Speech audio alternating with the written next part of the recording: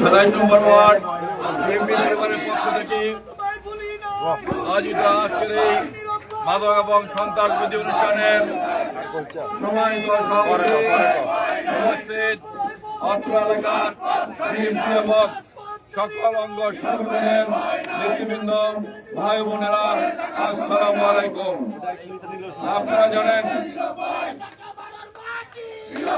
আমাদের নেতা তারেক রহমান নির্বাচনের পূর্বে যে সকল অঙ্গীকার করেছেন একে একে তিনি সকল অঙ্গীকার পূরণ করে যাচ্ছেন।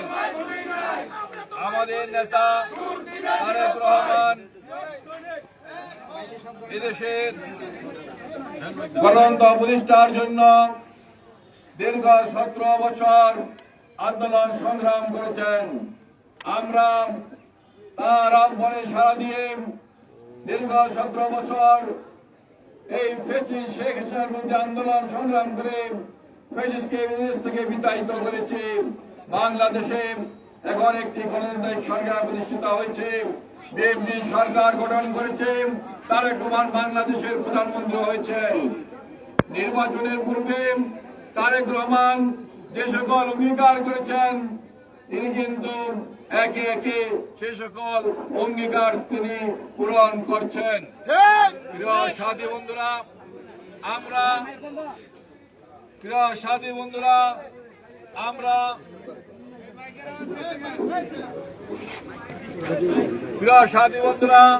আমরা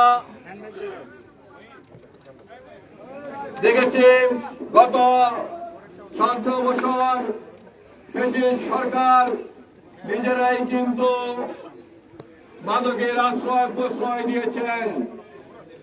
তারা কক্সবাজারের মাদকের সম্রাট বলিকে কয়েকবার এমপি বানিয়েছেন।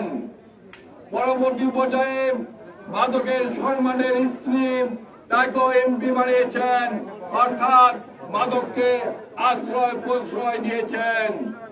আমরা মনে করি এটা একটি ষড়যন্ত্র চক্রান্ত বাংলাদেশের যুব সমাজকে, তরুণ সমাজকে, ছাত্র সমাজকে ধ্বংস করার জন্য। গত 17 বছর বাংলাদেশের বিভিন্ন এলাকায় একদম গ্রাম পর্যায়ে মাদক ভরে গিয়েছে। আজকে কিন্তু আমাদের প্রধানমন্ত্রী, আমাদের নেতা প্রধানমন্ত্রী হওয়ার পরে তিনি মাদকের ব্যাপারে তিনি নতুন করে সিদ্ধান্ত নিয়েছেন, সংসদে একটি আইন কার্যকর করেছেন, মাদকের ব্যবসায়ীদেরকে সর্বোচ্চ শাস্তি মৃত্যুদণ্ড দেওয়া হবে। তাই আমরা পরিষ্কার ভাষায় বলতে চাই, সারা বাংলাদেশকে মাদক মুক্ত করার জন্য তারেক রহমান ওয়াদাবদ্ধ, অঙ্গীকারবদ্ধ। সে লক্ষ্যেই আমরা বলতে চাই, আমরা এই এলাকাকেও মাদক মুক্ত করার জন্য অঙ্গীকারবদ্ধ। এই এলাকায় যারা এই মাদক ব্যবসা করুক না কেন, যারা এই চাঁদাবাজি করুক না কেন, যারা এই সন্ত্রাসী করুক না কেন, তাদেরকে গ্রেপ্তার করতে হবে। এখানে দলের নাম বানিয়ে কেউ মাদক ব্যবসা, কেউ চাঁদাবাজি করার সুযোগ নেই। এখানে যদি প্রশাসনের ভাড়া থাকেন তাদের মধ্যে আমার আহ্বান থাকবে, কেউ যদি দলের পরিচয়ে চাঁদাবাজি করতে চায় বা মাদক ব্যবসা করতে চায়, সবার আগে তাদেরকেই গ্রেপ্তার করতে হবে। প্রিয় সাথী বন্ধুরা, এটা হলো তারেক রহমানের নির্দেশ। প্রিয় সাথী বন্ধুরা, আমি আমার বক্তব্য দীর্ঘায়িত করব না। আমরা আজকে কিছুদিন যাবৎ সরকার গঠন হয়েছে, 4 মাস হলো।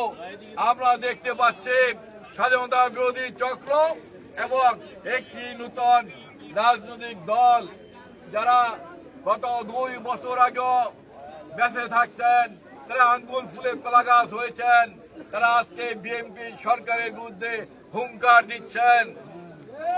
তারা বিএনপি সরকারকে ক্ষমতা থেকে নামানো হুঙ্কার দিচ্ছেন।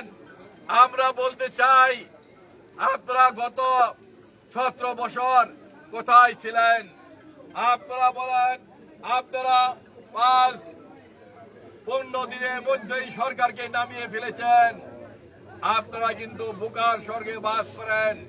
15 বছরে কখনো নামানো সম্ভব হয়নি।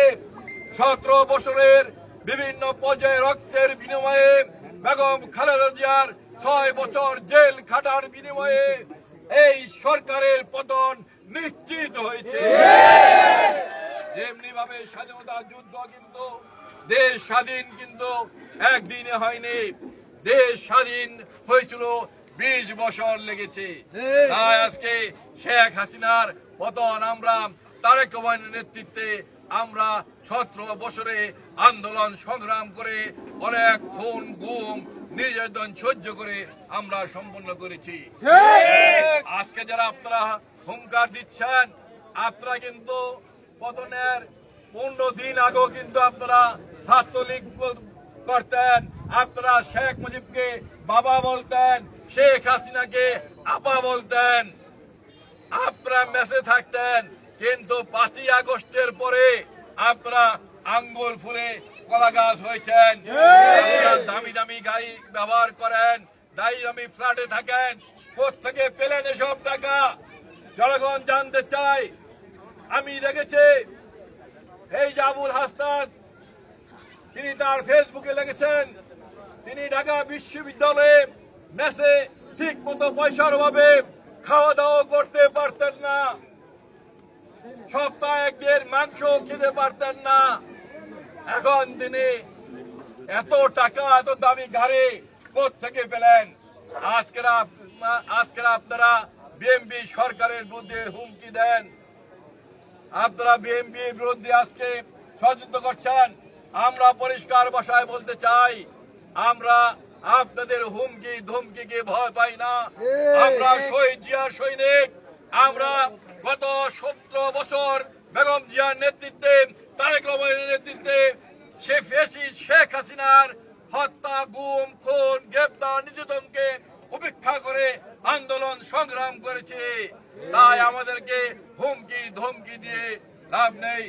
আজকে আমি আমার বক্তব্য দীর্ঘায়িত করবো না, সবার কাছে আহ্বান থাকবে, আসুন আমরা সবাই ঐক্যবদ্ধ হয়ে তারেক রহমানের হাতকে শক্তিশালী করে এদেশকে আমরা সামনের দিকে এগিয়ে নিয়ে যাই, এদেশকে পৃথিবীর মুখে মাথা উঁচু করে দাঁড় করাই, এদেশ থেকে মাদক মুক্ত করি। এটাই হোক আমাদের অঙ্গীকার। সাথী বন্ধুরা, এখনই আমাদের মিছিল শুরু হবে। মিছিলের সামনে, মিছিলের ব্যানারের সাথে